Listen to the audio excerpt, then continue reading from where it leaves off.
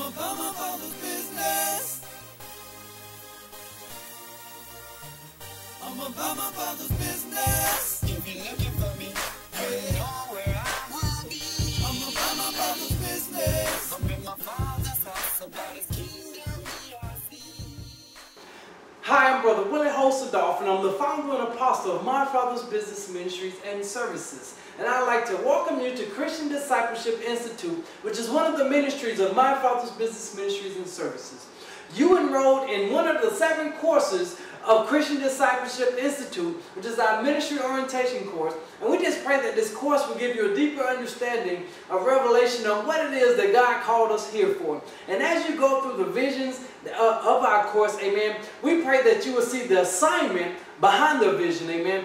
And right now, I just want you to remember, as you go through the course, Acts chapter 2, verse 38 through 47. That's Acts chapter 2, verse 38 through 47. Amen. Enjoy the course. We have many more courses. God is steady pouring into us as we pray that He pour into you. And we just pray that God touch your heart so that you will partner with us in our future endeavors and the missions that God will have us to do in our world today. God bless you.